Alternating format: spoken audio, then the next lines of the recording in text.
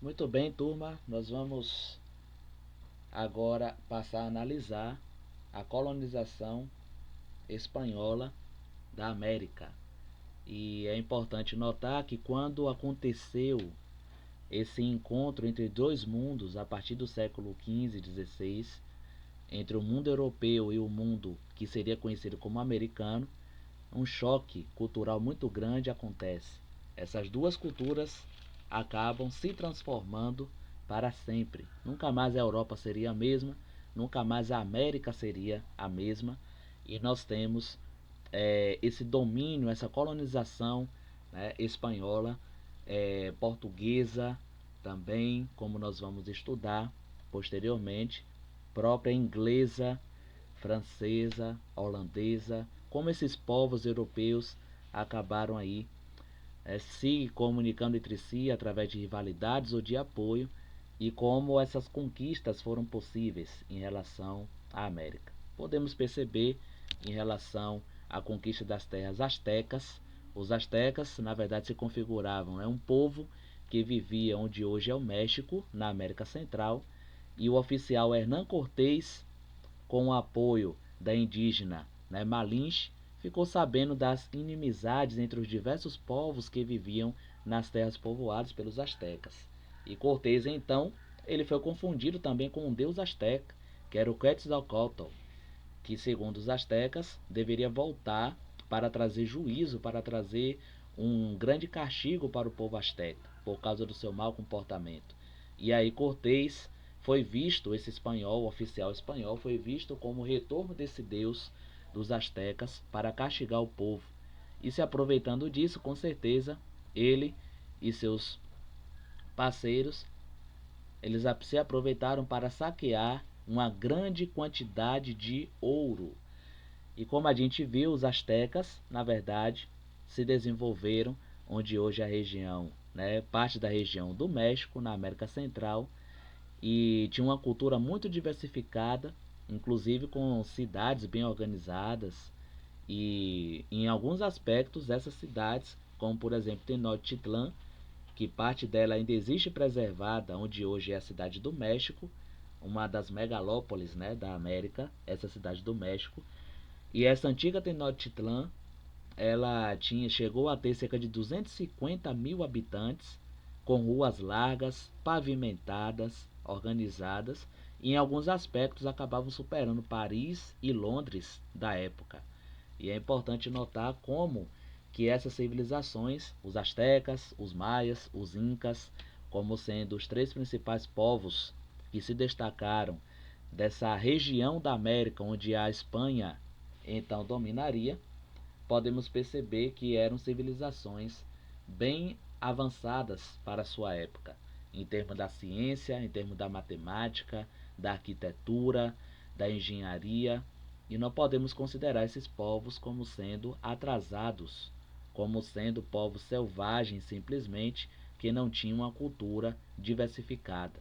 Tínhamos o papel do homem e da mulher na sociedade, o papel do rei e do sacerdote, e todo mundo sabia exatamente como se comportar em relação à sociedade. Então vale ressaltar que, a despeito inclusive das questões indígenas no Brasil, no que seria conhecido como Brasil, a região onde Portugal acabou colonizando, nós veremos posteriormente. Mas vale ressaltar em relação a essas terras astecas como o fator religioso ele foi fundamental para que os espanhóis então conquistassem. E a conquista das terras incas, nós temos um outro aventureiro espanhol que foi o Francisco Pizarro. Ele também utilizou de esperteza para atrair o índio, a Tarrupa.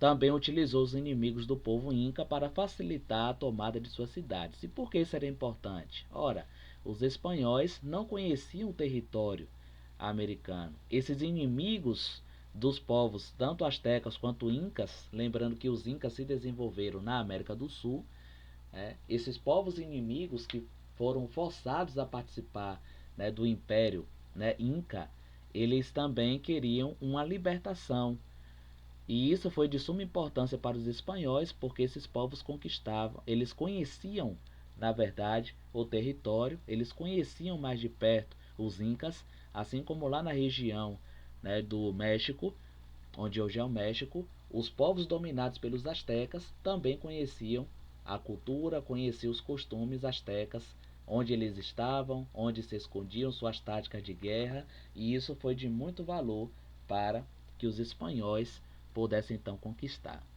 Então é muito importante também lembrarmos aí a respeito dessa cultura inca, desse povo inca que se desenvolveu na América do Sul, principalmente onde hoje é o Peru, parte da Argentina e assim por diante, fundando cidades entalhadas nas montanhas.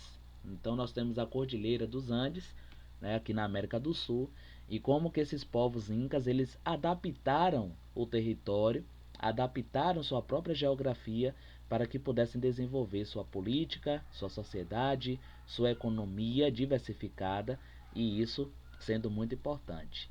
Como nós podemos perceber, o fator de povos dominados aqui na América por esses impérios, tanto o Azteca quanto o Inca aqui na América do Sul,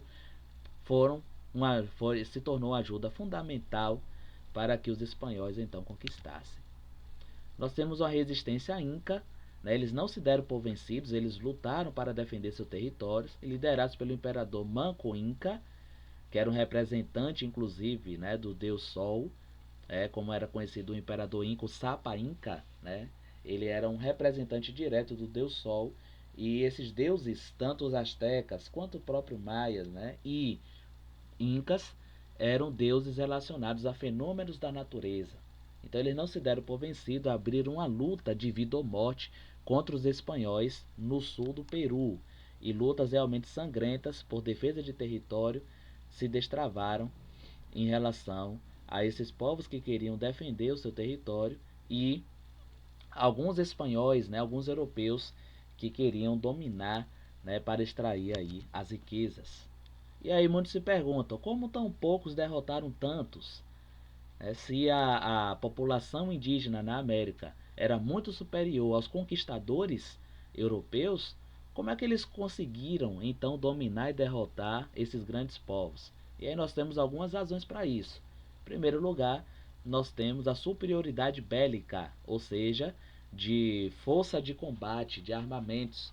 Enquanto os europeus já conheciam a pólvora, então eles utilizavam armas de fogo, os moradores aqui da América, os indígenas americanos, também chamados de ameríndios, ou seja, indígenas da América, eles não tinham conhecimento da pólvora, eles não conheciam arma de fogo, e eles utilizavam armamentos ainda considerados arcaicos, como arco e flecha, lança e outras técnicas que os europeus já tinham superado há muito tempo. Então, o fator da superioridade bélica foi um dos fatores determinantes para essa conquista europeia aqui na América. Outro fator também as doenças. Nesse momento que essa aula está sendo gravada, nós estamos enfrentando, né, uma pandemia aqui, né, em agosto de 2020, né, quando essa aula está sendo gravada agora. Nós estamos enfrentando uma pandemia, uma doença, onde na verdade a população não tem anticorpos para combater ainda essa doença. E por isso algumas pessoas estão, não é, morrendo por conta disso. Interessante notar que aqui na América não existia a gripe. A gripe comum, como nós conhecemos hoje, ela foi trazida da Europa. E muitas pessoas, muitos indígenas, acabaram morrendo por gripe. Essa gripe, esse resfriado que a gente pega hoje, que é comum para nós hoje, porque nós temos os anticorpos para combatê-las. Mas na verdade, logo quando os europeus chegam aqui, essas doenças elas não eram conhecidas na América, e isso acaba dizimando a vida de milhares de pessoas. Então as doenças foram também um fator fundamental, né, se constituíram aí na verdade um fator fundamental para essa conquista. A insatisfação dos povos dominados também, isso é muito importante. Eles não estavam contentes por serem dominados pelos incas aqui na América, por serem dominados pelos astecas e assim por diante. E os espanhóis sabiam muito mais sobre os astecas e incas, justamente por causa da informação desses povos que estavam insatisfeitos com os incas e com os astecas em sua dominação aqui na América. Como a administração espanhola então passou a se organizar? Então nós temos algumas instituições que foram criadas, né, de poder, né, tanto na questão política quanto na questão econômica, que deveria facilitar essa liderança espanhola aqui na América, que pouco a pouco estava ganhando terreno. Nós tínhamos a Casa de Contratação, que tinha o objetivo de controlar o comércio, nessa troca de materiais, nessa troca de riquezas, e a navegação entre a Espanha e suas colônias americanas. Então tudo era supervisionado pela Casa de Contratação. O que entrava e o que saía das colônias, né, esse território dominado aqui na América, e como isso daí se tornou possível. Havia um sistema de porto único. Foi a única forma de garantir o controle sobre o comércio e a navegação. Então, dessa maneira, de maneira centralizada, né, a Espanha passou a controlar tudo que entrava e saía de suas colônias aqui na América. O Conselho das Índias, que na verdade foi o órgão principal, né, do governo espanhol, criado em 1524, ou seja, no século XVI, que fazia leis, cuidava da justiça e nomeava funcionários para as colônias. Esse Conselho das Índias, na verdade, era o órgão principal ligado diretamente ao governo, que supervisionava todo o processo de colonização. E a divisão do território em 4 vices-reinos e as capitanias gerais. Então, dessa maneira, os espanhóis então procuravam organizar o seu sistema de colonização em relação à América. E isso é muito importante para que a gente possa compreender que, de maneira organizada, institucional, a Espanha acabou criando várias ferramentas para que pudesse controlar, para que pudesse liderar as suas novas colônias agora na América. A sociedade de poder na América Espanhola, né, nós temos aí essas sociedades hispano-americanas, né, como ficaram conhecidas, eram formadas basicamente por 5 grupos. Os chapetones. Quem eram os chapetones? Os espanhóis que vinham diretos da Europa, né, para as colônias. Então eles tinham todas as facilidades possíveis dentro da sociedade. Eles tinham os melhores cargos, eles tinham direitos plenos de liderar, né, a questão do comércio, liderar a questão da política aqui nas colônias. Nós tínhamos também os crioulos. Os crioulos, na verdade, eram descendentes de espanhóis que já nasciam na América. Então, os chapetones, eles vinham de lá da Espanha, né, direto para as colônias, e os crioulos eram os filhos desses descendentes, né, filhos desses chapetones que já nasciam aqui nas colônias. Durante muito tempo, e isso nós vamos ver posteriormente, houve uma grande rivalidade entre os crioulos e os chapetones em relação ao poder, quem deveria dominar, quem deveria liderar em relação às colônias americanas. Os mestiços, que na verdade era fruto dessa mistura, né, dessa miscigenação, dessa mistura de etnias, de povos, que é fundamental para que a gente possa compreender a formação da América, né, dos países americanos. Os indígenas, que eram os povos nativos, e os negros escravizados, né, que eram trazidos aí da África. Então vale notar que esses indígenas também foram escravizados por alguns espanhóis, né, e por alguns portugueses também, no caso do que seria o Brasil. E esses negros escravizados eram trazidos através de navios negreiros, né, eram trazidos e separados aqui as suas famílias, e cada um ia para uma direção trabalhar, seja na América Espanhola em relação à mineração, à extração de minérios, não é? Minérios nobres em relação a ouro, prata e pedras preciosas, e em relação ao Brasil, até o momento que não se tinha uma cultura da mineração, no início do século XVI, para trabalhar nas lavouras, principalmente da cana-de-açúcar, que foi o primeiro grande empreendimento comercial, né, dos portugueses aqui no que seria o Brasil, especialmente na região do Nordeste. Então, esses são os povos que acabam convivendo em relação à colonização, né, sociedade e poder, né, aqui espanhola na América, e ora eram rivais, ora eram amigáveis em relação a essa disputa de poder aqui na América. Como é que estava organizada essa economia colonial? Quer dizer, que tipo de riqueza era produzida, do que viviam? Nos primeiros 250 anos da colonização, a principal atividade econômica, né, na América Espanhola foi a mineração. E a mineração é a extração de minérios, né, como ouro, prata, pedras preciosas, né, que eram extraídos aí dos territórios das colônias aqui da Espanha. E aí nós temos algumas áreas que acabam se destacando por conta de sua imensa riqueza, que é a região de Potosí, né, e Zacatecas. Então essas duas regiões aí foram fundamentais para essa extração de minérios e o que acabou enriquecendo muito a própria Espanha. O trabalho forçado dos indígenas, nós temos duas formas, as principais formas de trabalho, que na verdade já eram conhecidas, né, pelos próprios indígenas que já viviam na América, porque os incas também faziam utilização disso e também os próprios astecas, que foram a mita e a encomienda. E nós vamos entender agora cada uma delas. O que era a mita? Era o trabalho obrigatório que os membros das aldeias, né, indígenas tinham de prestar para os espanhóis 4 meses por ano. Então esses trabalhadores, os mitaiós, né, recebiam em troca cerca de 1/3 do salário de um trabalhador livre. Então basicamente era uma troca de favores e muitos associam a vantagem, né, que os espanhóis, os colonizadores, né, tinham em relação a esse trabalho, né, forçado, obrigatório em relação à mita. E o que é que era a encomienda? E qual a diferença básica entre mita e encomienda? A encomienda era o direito concedido ao colono espanhol explorar o trabalho indígena nas minas, em relação aí à mineração, né, também nas plantações e fazendas, porque assim eles também deveriam, né, sobreviver.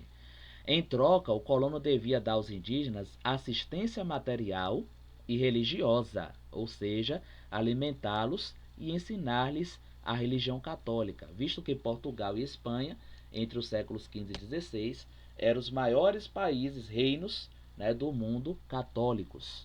Os índios cumpriram sua parte, já os colonos quase sempre não cumpriam a sua. Então milhares de índios morriam por maus tratos e sem ter aprendido uma única oração. Basicamente, nós temos duas visões em relação a essa colonização espanhola, né, e também portuguesa, por que não dizer, na América, por conta de uma visão, nós vamos dar uma atenção especial a esses predadores, exploradores, que acabaram contribuindo, sim, para a morte de indígenas. Por outro lado, nós temos pessoas que se entregaram a essa obra da colonização, ensinando a nova língua, ensinando a religião que eles acreditavam ser a verdadeira, né, a religião aí cristã. E aí nós temos dois pontos de vista em relação a essa colonização. Pessoas, né, padres, né, homens, mulheres que acabaram dedicando sua vida, morando no interior de aldeias, morando entre os indígenas, para lhes ensinar, né, as técnicas e a cultura que eles imaginavam ser melhor para aquela população. Muitos estudiosos acabam tratando isso como um processo de aculturação, ou seja, de negação da cultura do outro povo, né, uma vez que enxerga a sua cultura como sendo superior. Então a diferença básica entre encomienda e mita é justamente que a encomienda, de onde vem a palavra encomenda, a alma dos indígenas, como eles acreditavam na época, deveria ser encomendada para Deus. Então por isso essa forma aí de trabalho chamada encomienda, que passava pelo fator religioso católico. A agropecuária, ou seja, a agricultura, né, de lidar com a terra, e a pecuária, né, de lidar com a criação de animais. Então essa prática econômica chamamos de agropecuária, onde nós temos a criação de animais e também o lidar com a terra. Na América Espanhola, né, praticavam a agricultura, a pecuária, a fabricação de panos grosseiros. Entre as plantas mais cultivadas estavam, né, o cacau, que foi muito importante, inclusive, para a nossa região cacaueira, né, aqui, que envolve Ilhéus, né, de onde nós estamos gravando aqui essa aula. Foi importante também a batata, inclusive a batata não era conhecida na Europa, A batata esteve muito presente na cultura inca. Nós temos o milho, que foi muito presente também na cultura asteca e maia, né? Inclusive, alguns acreditavam que os deuses, né, dentro da mitologia deles, né, que os deuses haviam criado o ser humano a partir da massa do milho. E para que pudesse ter liga, o próprio sangue desses deuses teria sido derramado, né, teria sido derramado para dar vida ao homem. E quando a gente compara isso com a Bíblia, né, dentro da cultura hebraica e também do cristianismo, nós podemos perceber que o homem ele foi criado do pó da terra, do barro e não do milho, né? E uma vez que entrou o pecado na humanidade, foi necessário Jesus Cristo e não o ser humano derramar o seu próprio sangue para salvar, né, a humanidade. Nós temos também o desenvolvimento do tabaco, né, essa planta, e a cana-de-açúcar, que foram fatores aí, elementos fundamentais para o desenvolvimento econômico, né, desses povos, né, aqui na América, que estavam sendo colonizados pela Espanha. Com o declínio, ou seja, com a queda da mineração, porque já estava acabando, a extração desses minérios foi muito grande e já estavam se esgotando, a pecuária, criação de animais e a agricultura, né, o lidar com a terra, se desenvolveram ainda mais, se tornaram muito mais importantes. E aí nós temos o sistema da plantation. O que é esse sistema do plantation?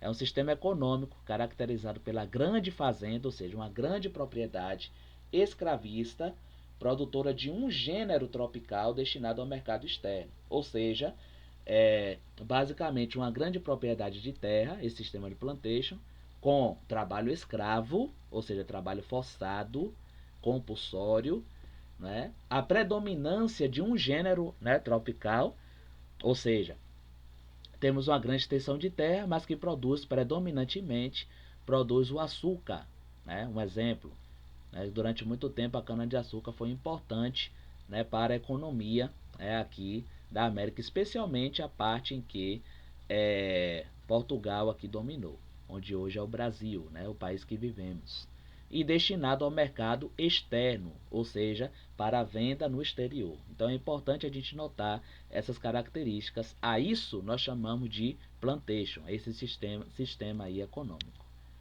E por fim, nós podemos começar a compreender o pacto colonial. O que é o pacto colonial? A colônia deve vender os seus produtos para a sua metrópole. A colônia é a região dominada e a metrópole é o país que domina. Então essa relação entre os dois é uma relação justamente de uma troca, né, somente que poderia acontecer entre eles, por isso é um acordo, um pacto colonial, e comprar tudo o que necessita da sua devida metrópole. Então nesse esquema que podemos ver, não é, aqui representado, nós temos a relação entre colônia e metrópole. Enquanto a colônia fornece matérias-primas para a metrópole, né, a colônia acaba comprando manufaturados, ou seja, esses produtos que eram transformados por um processo, né, de um início de uma industrialização, e essas colônias então compraria a sua matéria-prima transformada. A isso nós chamamos também de monopólio, ou seja, de domínio. Somente a metrópole deveria dominar em relação a esse comércio com a sua devida colônia. E aí nós podemos perceber como essas relações, né, econômicas acabaram aí se desenvolvendo em relação à América e, nesse caso, à Espanha, uma vez que estamos averiguando, investigando esse processo colonizador da Espanha na América. Então é isso, gente. Nós vamos ficando por aqui e até a próxima aula, se Deus quiser. Um grande abraço para todos.